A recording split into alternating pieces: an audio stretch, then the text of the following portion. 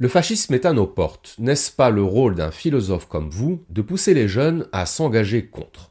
Bon, alors déjà, je dirais que s'engager contre le fascisme, c'est pas spécifiquement le rôle du philosophe, c'est le rôle de n'importe quel citoyen qui est attaché à la démocratie. Maintenant, j'ai quand même envie de m'arrêter sur cette question parce que j'ai des choses à dire. Je fais partie d'une génération, les années 80, qui a été nourrie, qui a été biberonnée au lait de l'antiracisme. C'était les années Mitterrand, c'était les années SOS Racisme, touche pas à mon pote. Donc tous ceux qui ont la trentaine ou la quarantaine savent exactement de quoi je parle. Et donc cette idée d'une menace fasciste, elle a été incarnée en France à partir des années 80 par Jean-Marie Le Pen et par le Front National. Et alors ce qui est vraiment intéressant si on analyse la séquence politique de cette époque, c'est que la montée de l'antiracisme est allée de pair avec l'exposition médiatique de Jean-Marie Le Pen. C'est-à-dire que Mitterrand a fait quelque chose d'extrêmement machiavélique.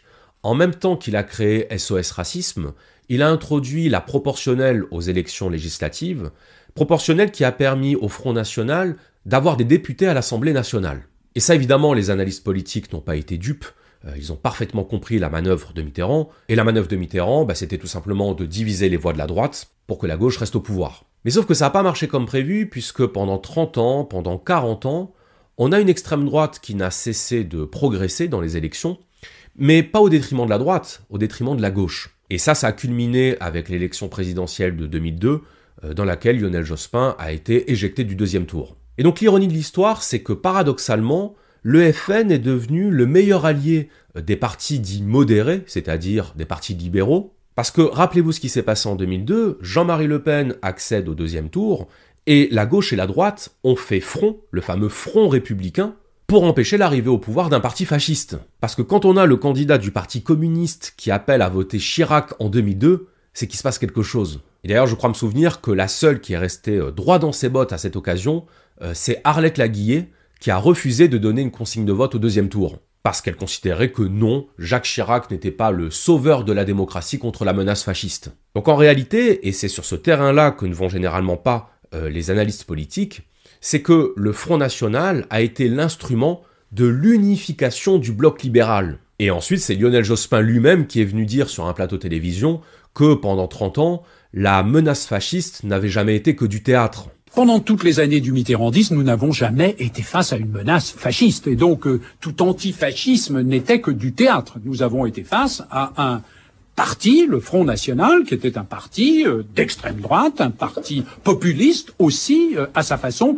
Mais nous n'avons jamais été dans une situation de menace fasciste, et même pas face à un parti fasciste. Donc, au profit de qui la montée du Front National s'est-elle effectuée?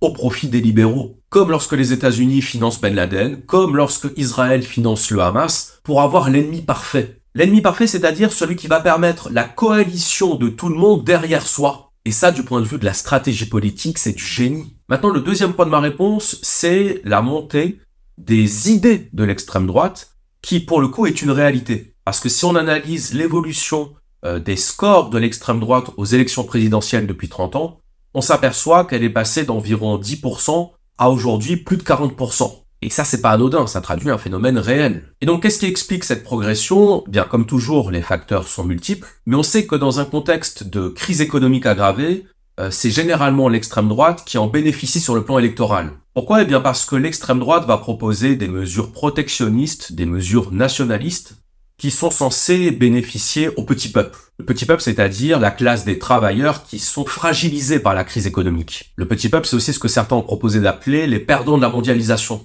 Et évidemment, quand vous êtes ouvrier dans une usine qui est délocalisée en Asie, vous êtes un perdant de la mondialisation. Et ça m'amène au point suivant, qui est la métamorphose de l'électorat de l'extrême droite. C'est-à-dire qu'il y a quelque chose que très souvent les antifascistes passent sous silence, c'est que la plus grosse partie de l'électorat de l'extrême droite, ce sont les catégories populaires. L'idée que le Front National, c'est le parti de la bourgeoisie, c'est matériellement faux. Ça veut pas dire que si le FN arrive au pouvoir, il va en faire profiter les catégories populaires, mais ça veut dire que ce sont les catégories populaires qui votent pour le FN. Et d'ailleurs, j'ai trouvé une analyse statistique que je vous affiche à l'écran, qui montre l'évolution de l'électorat du Front National par catégorie socio-professionnelle. Et alors de quoi on s'aperçoit? Eh ben on s'aperçoit qu'en 1988, seuls 14% des employés et 17% des ouvriers votaient pour le Front National, alors qu'en 2021, c'est 42% des employés et 45% des ouvriers. Ce qui veut donc dire que le nombre d'employés et le nombre d'ouvriers qui votent pour le FN a triplé en 30 ans. Je suis désolé, mais ça, sur le plan politique, ça veut dire quelque chose. Et la première chose que ça veut dire, c'est que les employés et les ouvriers, autrement dit les catégories populaires, ne se sentent plus représentés par la gauche. Et donc si aujourd'hui les ouvriers ne votent plus à gauche, mais votent pour le FN, il faut se poser la question, pourquoi? C'est ça la question qui compte, c'est pourquoi, c'est pas de se dire si c'est bien ou si c'est mal, ou si les ouvriers sont subitement devenus d'infâmes racistes. Parce que concrètement, que font les gens qui luttent aujourd'hui en France contre le fascisme?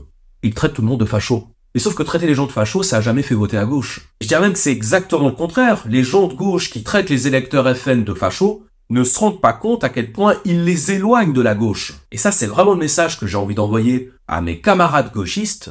Ne niez pas, ne sous-estimez pas les problématiques des catégories populaires. Quand il y a des gens qui sont agressés et qu'on leur dit qu'il ne faut pas qu'ils parlent de leur agression parce que ça fait le jeu de l'extrême droite, eh bien ça crée un nouvel électeur de l'extrême droite. Ce que je veux dire par là, c'est que les militants de gauche ne se rendent pas compte à quel point ils sont des machines à fabriquer des électeurs d'extrême droite. Tout le monde connaît le phénomène psychologique de la réactance, c'est-à-dire le fait de produire l'effet inverse à celui qu'on recherche en accusant la personne. Plus vous accusez les gens d'avoir des idées fascistes, plus vous les accusez d'être racistes, et plus elles vont le devenir par réaction. Et moi, ce qui me fait peur, c'est pas la menace fasciste, c'est de voir des gens qui au départ sont des gens tolérants, sont des gens ouverts et progressistes, et qui progressivement sont en train de basculer dans une forme de fascisme. Je vois des gens qui se mettent à tenir des discours extrêmement inquiétants sur les étrangers, sur les immigrés, qu'ils ne tenaient pas il y a quelques années. C'est-à-dire que ce qui les a poussés et entretenus dans leur racisme, c'est le comportement de la gauche vis-à-vis d'eux. Personne n'aime être méprisé, personne n'aime être accusé à tort,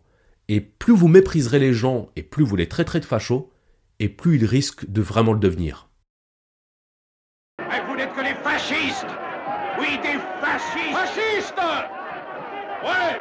C'est vous qui êtes les responsables, vous!